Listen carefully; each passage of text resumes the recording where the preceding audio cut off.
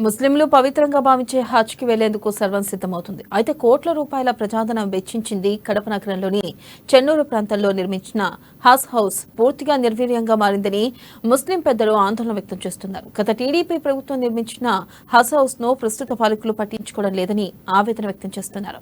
ప్రస్తుతం ఈ ప్రాంత అసాంఘిక కార్యకలాపాలకు నిలయంగా మారిందని మండిపడుతున్న కడప జిల్లాలోని ముస్లిం పెద్దలతో మా కడప ప్రతినిధి Yusuf face to face. Andhra Pradesh విభజన అనంతరం రాష్ట్ర ప్రభుత్వం మైనార్టీలకు అనుకూలంగా హజ్ యాత్ర ఏదైతే కొనసాగిస్తారో దానికి అనుసంధానంగా కడపలో హజ్ హౌస్ను ఏర్పాటు చేశారు. అయితే గత ప్రభుత్వం నిర్మించినటువంటి ఈ హజ్ హౌస్ అయితే ప్రస్తుతం నిర్మానుష్యంగా నిర్వీర్యం జరుగుతున్నటువంటి నేపథ్యంగా కనపడతా ఉంది. ఇదే అంశానికి సంబంధించి కడప నగరానికి సంబంధించిన కొంతమంది ముస్లిం మైనార్టీలు ఉన్నారు. వారిని అడిగి తెలుసుకునేందుకు ప్రయత్నం చేద్దాం. అన్నా చెప్పండి, హజ్ హౌస్ ఇవాళ ఏ విధంగా అది మనుగడలో ఉందని చెప్పి మీరు భావిస్తూ ఉన్నారు? అన్న, గత ప్రభుత్వం వచ్చేసి మైనార్టీల కోసము హజ్ హౌస్ నిర్మించడం చాలా సంతోషకరమైన విషయమే. అప్పుడు ఉన్నటువంటి మాజీ ముఖ్యమంత్రి చంద్రబాబు నాయుడు గారి ప్రభుత్వంలో కూడా అక్కడ చాలా దూరం కాబట్టి దానికి కొంత సమయం మేము పక్కన దూరం ఉండాలి వ్యతిరేకంగానే మేము పోరాటం చేసినాం. మాకు కలెక్టర్ ఆఫీస్ అన్నో పాత కలెక్టర్ ఆఫీస్ ఇవ్వమని చెప్పినాం కూడా.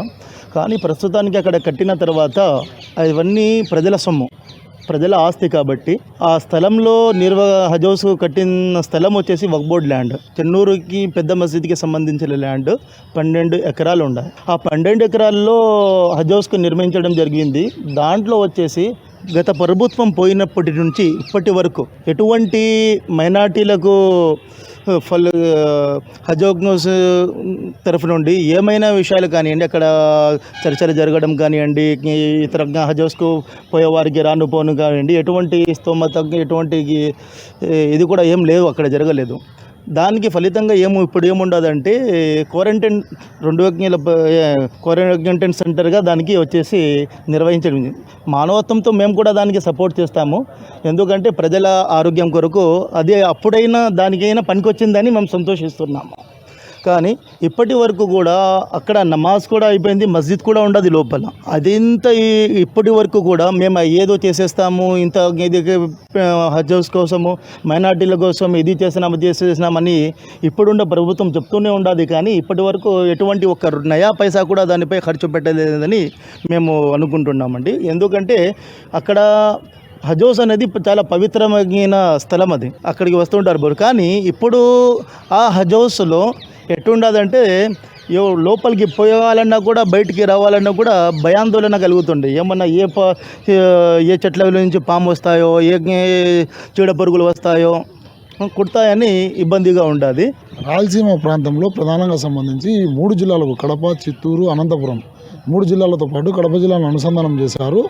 దాన్ని ప్రభుత్వం ఏ విధమైనటువంటి ప్రణాళికలో తెస్తే ప్రజలకు సౌకర్యార్థం అది పనికొస్తుందని చెప్పి మీరు ఏ విధమైనటువంటి సూచన ఇవ్వబోతా ఉన్నారు?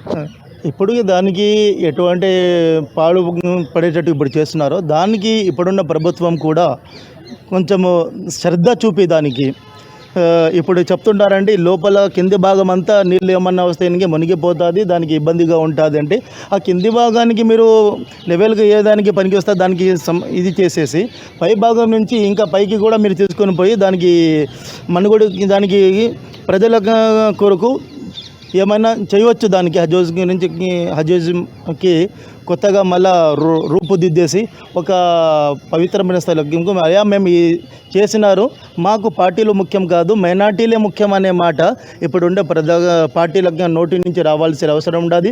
టీడీపీ చేసింది వైసీపీ చేయదు, వైసీపీ అది చేయదు, అది అవసరం లేదు. ప్రజల సొమ్ము మైనార్టీల కోసం చేసినారు. దాంట్లో మీ కృషి ఎంత ఉండదో ఇప్పుడున్న ప్రభుత్వం కూడా చెప్పాలండి. గత ప్రభుత్వం నిర్మించినటువంటి హజ్ హౌస్ను ప్రస్తుత ప్రభుత్వం కూడా దాదాపు 27 కోట్ల రూపాయలతో నిర్మించింది. దాన్ని మళ్ళీ పునర్నిర్మాణం చేసి ఏదో ఒక కార్యాలయానికి అనుగుణంగా దాన్ని అనుసంధానం చేయాలని చెప్పి మైనార్టీలు భావిస్తున్నటువంటి పరిస్థితిగా చెప్పవచ్చు.